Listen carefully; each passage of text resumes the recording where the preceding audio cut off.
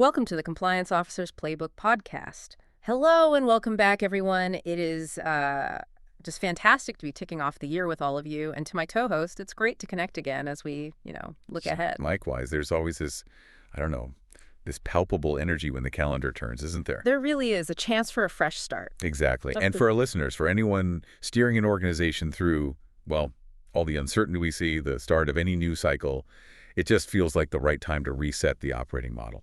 And 2026 specifically, I think, is the ideal time to discuss some of these really transformational changes that are needed for effective risk leadership. Absolutely. And speaking of transformations, a very happy New Year 2026 to everyone listening.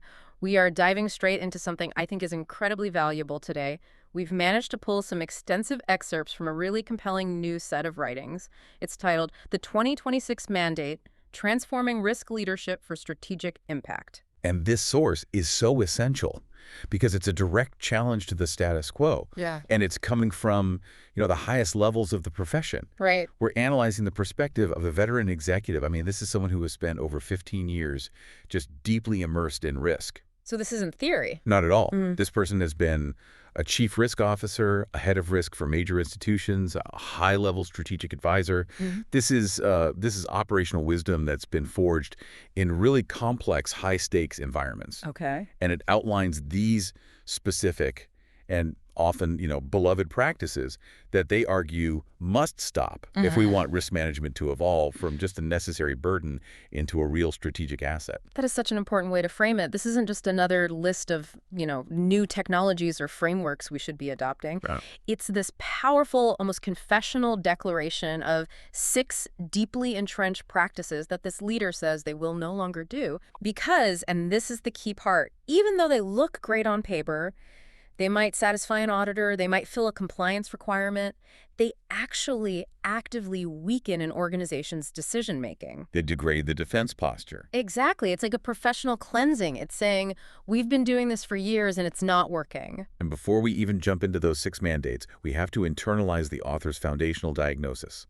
It's critical. Okay, what's the diagnosis? They argue, and very forcefully and honestly, the evidence from just about every major corporate failure supports this, that the vast majority of consequential risk failures, the ones that result in massive financial loss, regulatory sanction, reputational crippling. The big ones. The big ones. They do not start with wrong frameworks.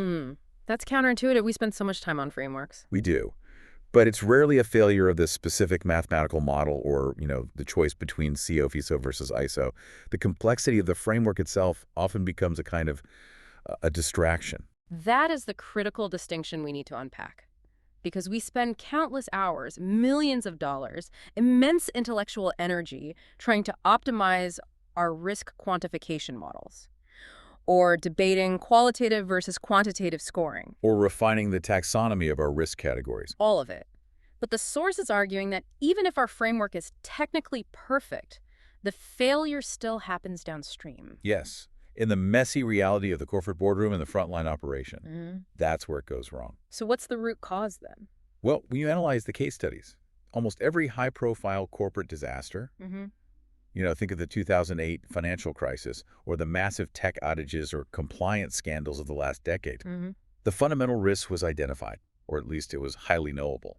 The systems of identification, they worked well enough. So the information was there? The information was there, but the organization failed to process it. It failed to act on that knowledge because of these deeply ingrained cultural and structural weaknesses that basically allowed the risk to metastasize. And the executive identifies 3 specific organizational flaws where these major failures are repeatedly rooted. They are weak governance, delayed escalation, and unchallenged assumptions. Weak governance, delayed escalation, and unchallenged assumptions.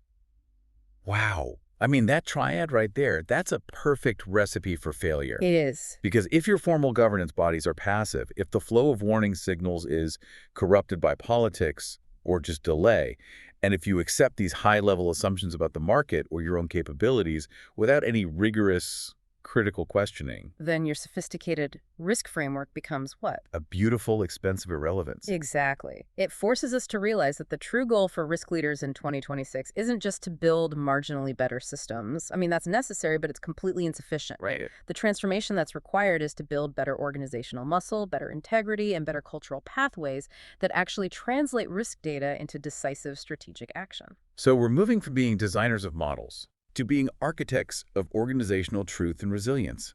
That's the mandate. Okay, let's unpack this. Let's jump straight into the first major shift, which Yep. it feels like it's fundamentally about disconnecting effort from actual tangible results. The first mandate the veteran CRO says they will no longer follow is this: I will not equate risk activity with risk impact. This is the absolute operational definition of the activity trap. It's this compliance mirage that, you know, provides a lot of comfort but zero actual protection. The activity trap, I like that phrase. It's that cycle where risk professionals, they feel satisfied by the volume of documentation they've created. And senior management, they feel comfortable because they have receipts. They have proof of due diligence. But the documentation isn't mitigation. It is not mitigation, and the source is exceptionally blunt here. It points out that the instruments we so often rely on, comprehensive reports, color-coded heat maps, exhaustive risk registers, they are exactly that, instruments. They're administrative tools. Yeah. And critically, the author says they're often not the most effective ones for actually driving organizational change. And that's the problem, isn't it? Risk management teams, they often treat the creation of that comprehensive risk register or that detailed quarterly report as the actual mission. It becomes the goal in itself. Yes, it's a bureaucratic goal. You get the check mark next to risk register updated to version 5.3, and that satisfies the regulatory need. But it doesn't matter if anyone in the C-suite actually derived any actionable insight or, changed their behavior because of the document. Precisely.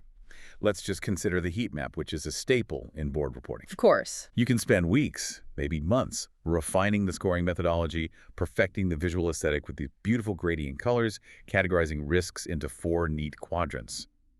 But if that final beautiful heat map is entirely ignored when the critical budget allocation decisions are made. Then you've just generated activity without any impact. Exactly. And the source reminds us of the inherent limitation of these tools. A heat map is, at best, a snapshot. It's static. It tells you what was true. Right. At the moment the data was frozen. It's terrible at articulating dynamic, emerging, or, and this is key, interconnected risks. It just can't do it. So the real failure here is missing the fundamental truth about where risk management creates economic value for the organization. How does the source define that value creation? It's defined by one word: influence. As the source powerfully states, risk management only creates value when it influences decisions before exposure materializes. Before exposure materializes. That is the only outcome that matters to the balance sheet. If your insights stop a bad decision from being made, that is impact. If your reports just document the consequences of a bad decision after it's too late. That is irrelevant activity. It's just record keeping. It's forensic accounting, not risk management. That is the crucial defining line then between regulatory compliance and what you could call strategic preemption. Compliance demands activity. It asks, did you document the risk? Did you file the necessary paper?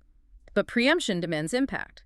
It asks, did your analysis compel the executive team to change the design of the new product or shift the timeline of a major market entry? Or restructure the deal because of the risk insight you provided. Exactly. The latter saves money, the former just spends it. Think about a major IT project with significant data privacy risk. The compliance team, they generate a 50-page risk report. That's the activity. They have satisfied their mandate. Check the box. Check the box. But if that report is so voluminous, so diluted with caveats, or it's delivered 3 days before the system is set to launch, it's just noise. Right, it's too late. It proves the work was done, but it didn't change the outcome. Now contrast that. If instead the risk leader steps into the architecture meeting early on and says, look, if we continue down this path, the cost of the regulatory non-compliance penalty based on the specific market we're targeting is X million dollars. That is 15% of the projected revenue. Therefore, we must stop and redesign the data architecture now. That is impact. That is impact. That shifted the decision before the exposure materialized. But I have to, introduce a little friction here because I know a lot of our listeners are facing this reality. The board demands the massive register. The regulator mandates the detailed reports. Of course. So how do you shift that internal perception from measuring the volume of your output to measuring your influence on the outcome when all the external pressure is weighted so heavily toward volume? That's the core challenge of risk leadership right there. Sure. It means transforming how risk leaders present their findings. So it's a communication challenge. It's entirely a communication and framing challenge.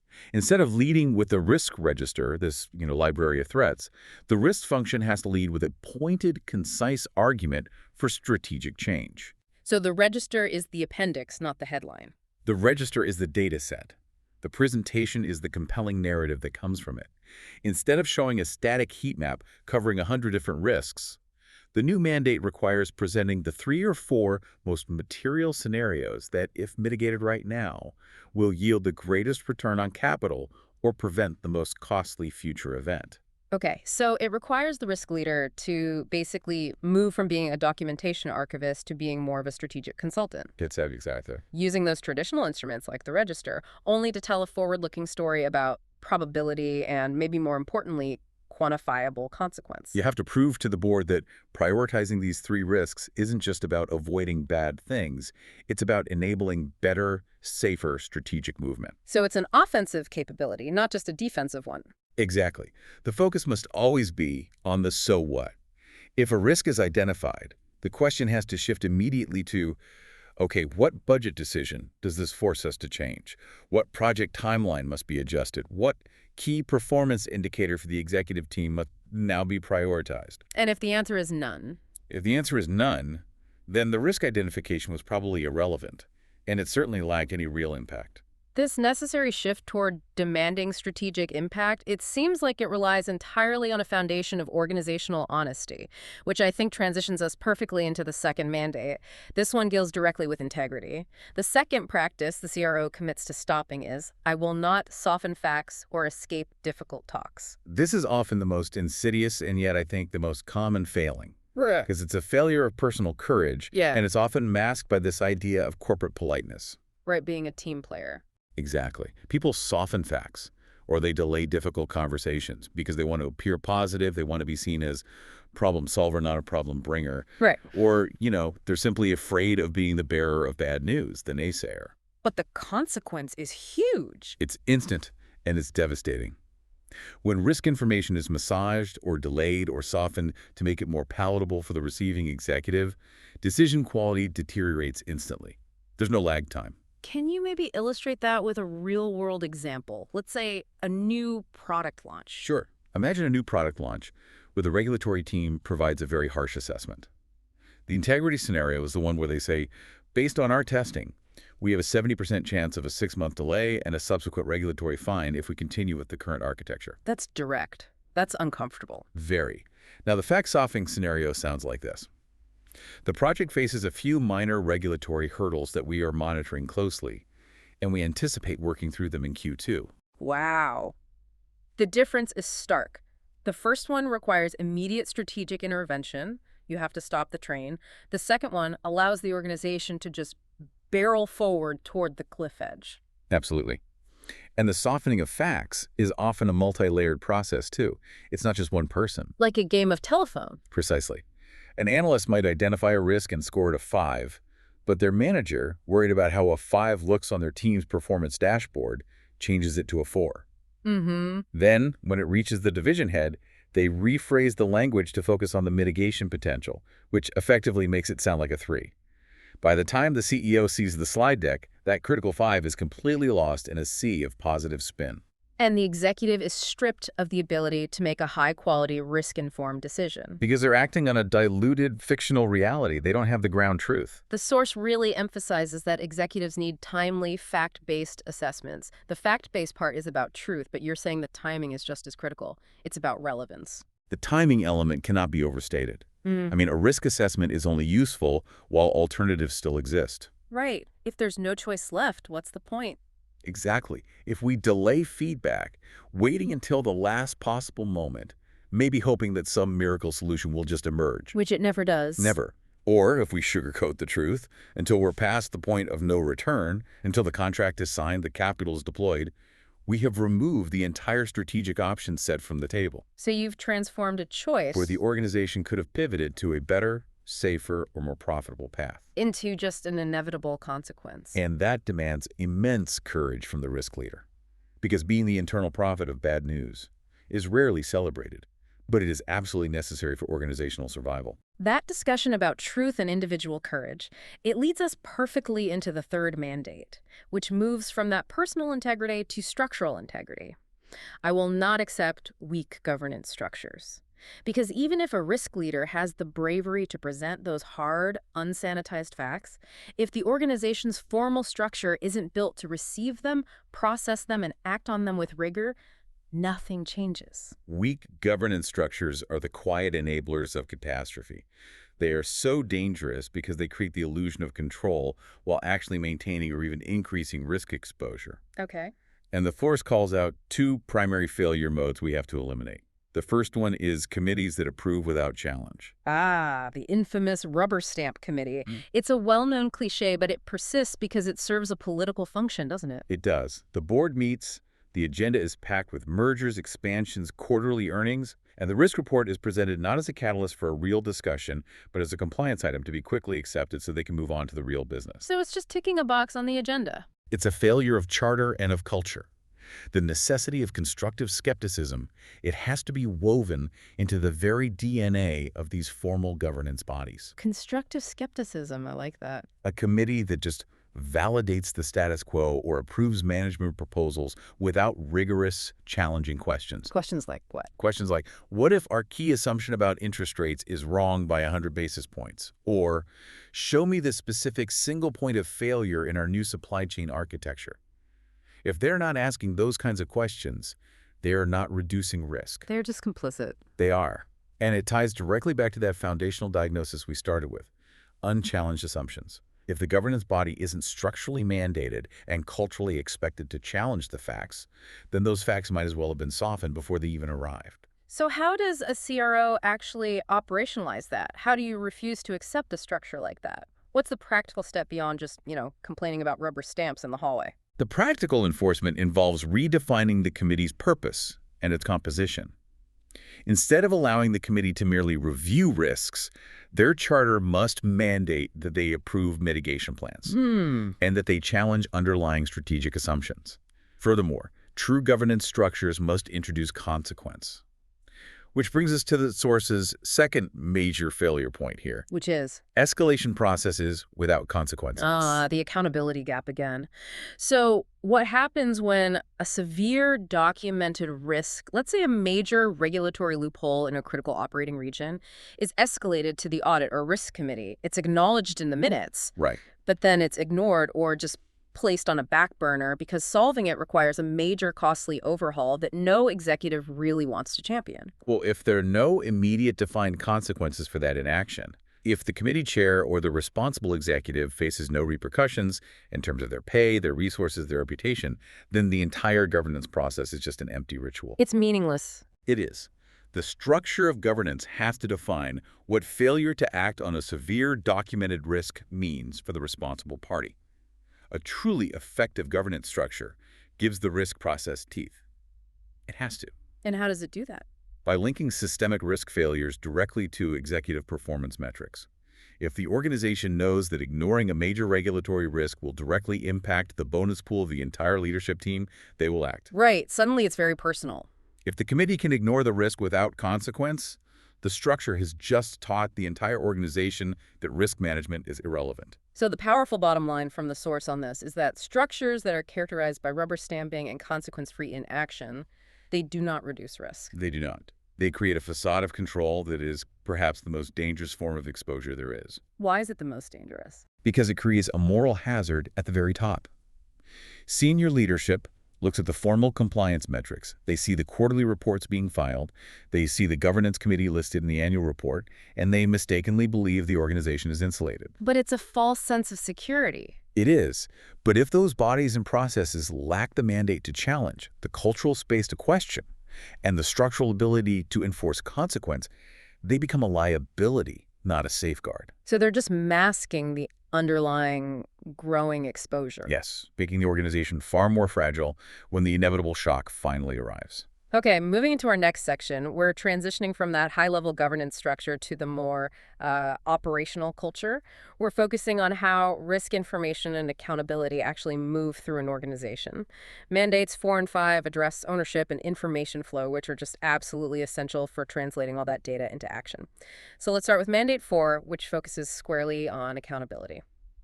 I will not manage risks without clear ownership. This is the engine room of effective risk control. And it sounds so simple, right? Just assign an owner. Yeah, seems obvious. Yet it is where large, complex organizations, especially those operating in these highly matrix structures, they just fail spectacularly. So what's the definition we should be using? The source provides a necessary, clean definition. A risk without an accountable decision maker is simply not controlled. If accountability is dispersed, control is diffused. It's that simple. I see this all the time in shared service environments. Take something like data quality risk. Is that owned by the chief data officer, the head of the business unit generating the data, the head of the regulatory reporting team that's consuming the data? Right. Everyone claims partial responsibility, which in reality means the risk just sits there in organizational limbo. No one truly owns it. That's the classic diffusion of responsibility problem. Everyone is a stakeholder, but no one is the ultimate single point of accountability.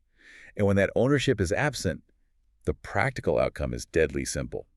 The risk is deferred until it becomes an issue. It just sits on a list. It just sits on a list. You identify a vulnerability today, let's say inadequate patching procedures for your legacy servers.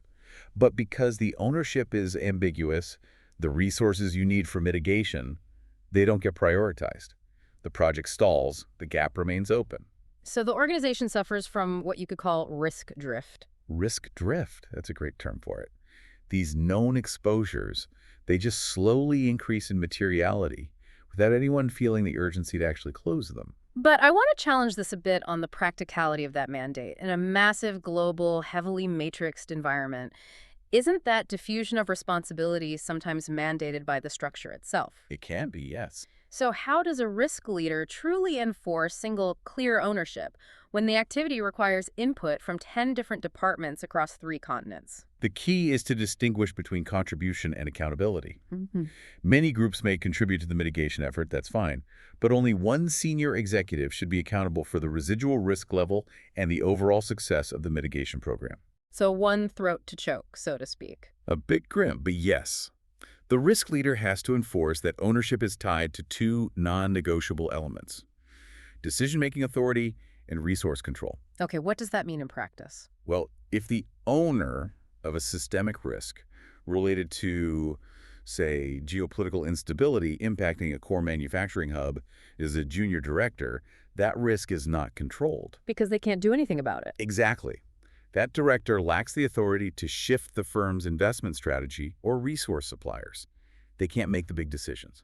So true control means assigning that single point of accountability at the level where the necessary strategic, financial, and operational decisions can actually be made to mitigate, accept, or transfer the exposure. Yes.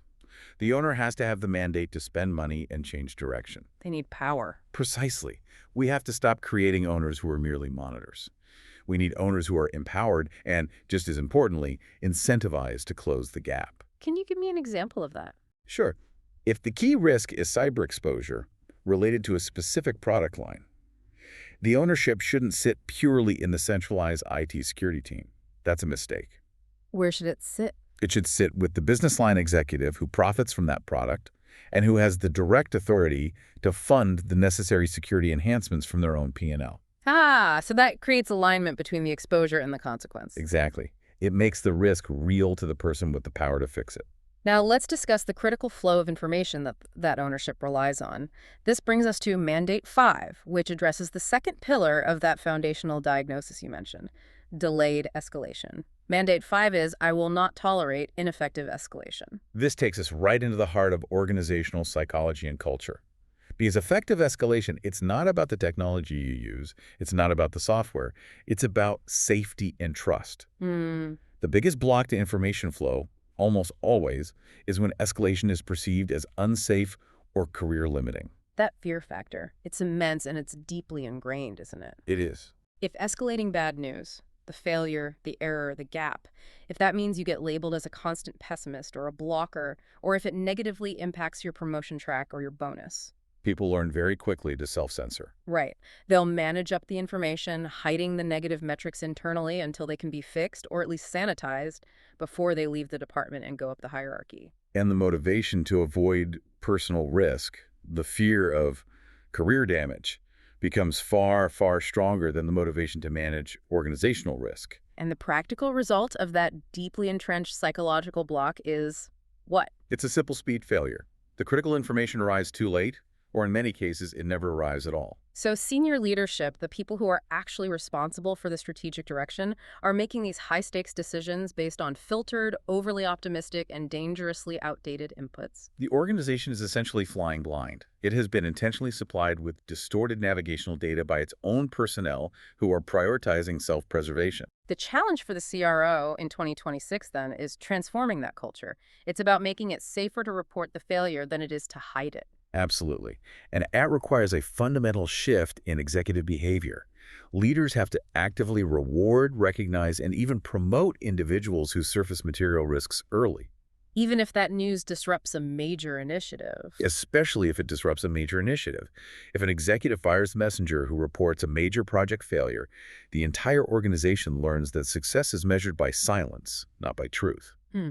If, however, the executive praises that messenger for their integrity and immediately pivots resources to fix the problem, the organization learns that rapid escalation is the path to resilience.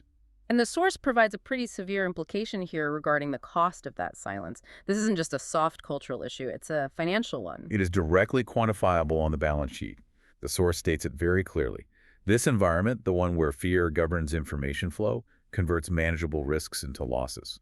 Converts manageable risks into losses. Can you walk me through that? Of course. Consider a manageable risk.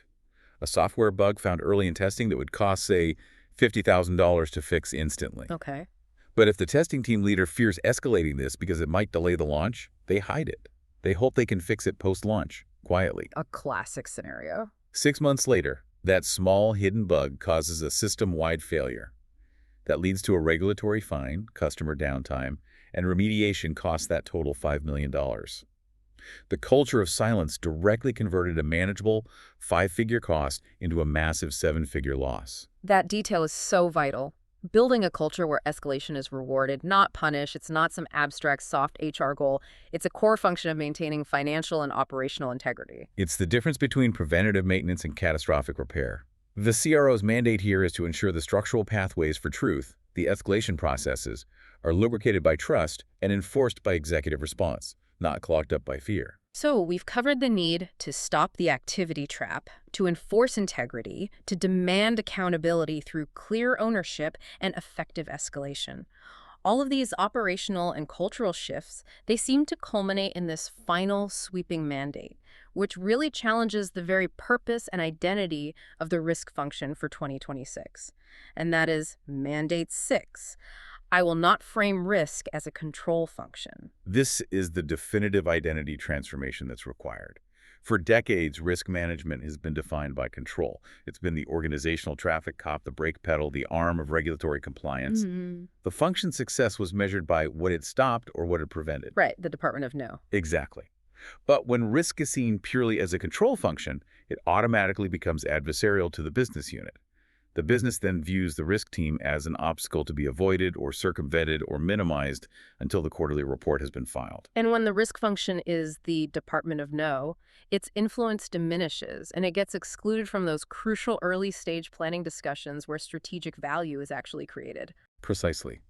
The source demands that we fundamentally reframe this role. Risk, when it's correctly embedded and understood, is a strategic capability. A strategic capability. Which means we are not just here to stop bad things from happening. We are here to enable smart, calculated things to happen safely, faster, and more profitably than our competitors. Okay. When risk analysis is integrated into strategic planning from the beginning, it moves from being a regulatory overhead to a powerful competitive advantage that informs every major executive choice. And the veteran executive in the source, they outline 3 specific, measurable organizational improvements that happen when risk is correctly repositioned this way. The first is that it fundamentally improves capital allocation. This is where we transition from a philosophical discussion to hard financial performance. Improving capital allocation means intelligent investment, intelligent resource deployment, all informed by a risk lens. Right, a risk-adjusted return. You mentioned RARI earlier, risk-adjusted return on investment. Yeah. If the risk team is involved at the initiation of the budgeting and strategy process, not just bolted on at the end, they can highlight where the true return is highest. But how do you sell that to a CEO or a CFO who's driven by immediate quarterly metrics? The nominal return is easy to calculate, risk-adjusted return is harder, and it potentially defers that immediate gratification. That's the critical challenge. You sell it by quantifying variance and stability. Okay, explain that. Imagine two investment projects.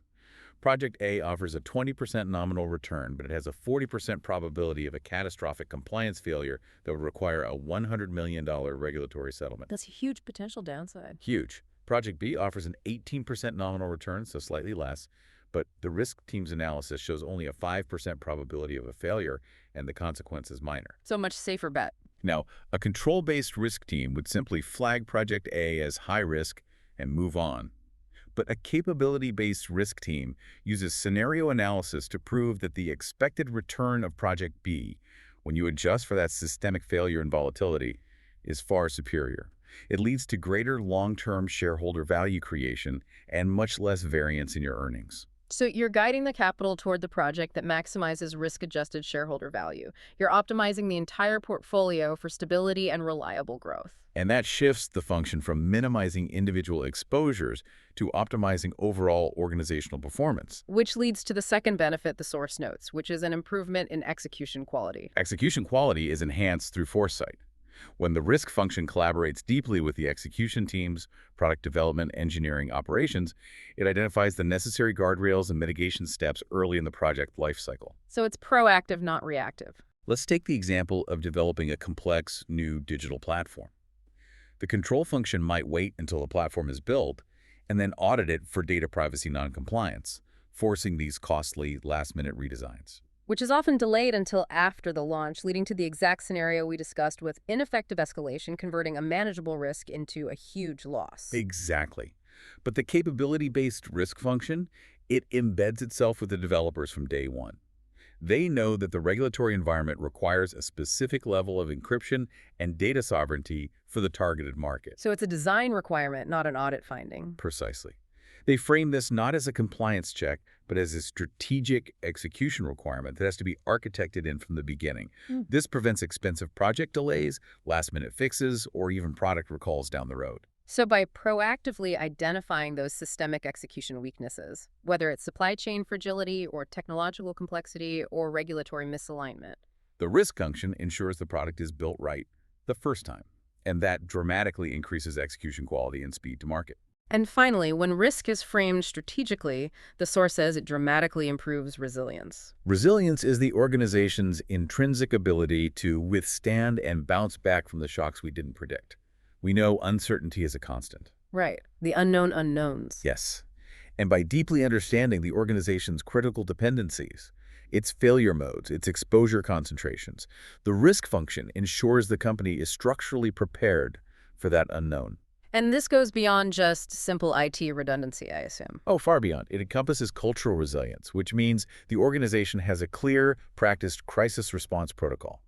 And it has that established truth-telling culture that allows for rapid, effective, post-event decision-making. So we're looking at ensuring the company has the right level of operational redundancy, the appropriate insurance coverage, and critically, the necessary financial liquidity, all informed by extreme stress testing scenarios. So that when the next unpredictable shock lands, and it will land, the organization has the financial and the cultural muscle to absorb the impact and continue pursuing its core objectives. And maybe even gain a competitive advantage over less resilient peers. Oh, that's the ultimate goal. In short, risk management, when viewed as a strategic capability, it moves us from reactive fear to proactive confidence. It allows the organization to take calculated risks that others might avoid, precisely because the organization understands its own resilience threshold better than anyone else. This brings us to the profound final thought from this veteran leader, which It feels like it forces the entire profession to let go of an impossible and frankly paralyzing goal. It is a moment of necessary professional honesty. The source dictates that effective risk management does not predict the future. It does not predict the future. We must surrender the pursuit of the perfect crystal ball that could tell us precisely what pandemic or war or market crash is coming next. Since total prediction is impossible, dedicating vast resources to it is a futile exercise, and it distracts from the achievable goal. So if we stop trying to predict the future, what is the actual strategic outcome we must be aiming for in 2026? The actual goal is far more attainable and, I think, immensely more powerful. It is to ensure that the company can achieve its goals given all possible scenarios. In all possible scenarios. It shifts the focus entirely. It moves from the anxiety-inducing futile question of, will this specific thing happen, to the strategically empowering question of, if this entirely plausible high-impact scenario unfolds, are we still standing, and can we still reach our fundamental targets? That's a huge shift from prediction to preparedness. It is a transition from fear-based prediction to preparedness-based confidence. Risk management, in this context, moves from being a gatekeeper that slows things down to being an essential co-pilot that facilitates calculated, informed, and resilient movement toward the organizational horizon. This has been an incredibly detailed and I think expansive overview of these 6 core practices that need to cease in 2026 if we want to truly elevate risk leadership from a regulatory burden to a strategic function. It really forces us to look beyond checklists and into the health of our culture, our integrity, and our governance structures. It compels us to ask that fundamental question. Are we just doing compliance activity, or are we driving strategic impact? And that shift is non-negotiable for any organization that's aiming for sustained success in these highly volatile operating environments. And to finish, we'll pose the reflection question that this executive puts to the reader directly to you, the listener, as you head into 2026. Which risk management practice would you stop first in your organization?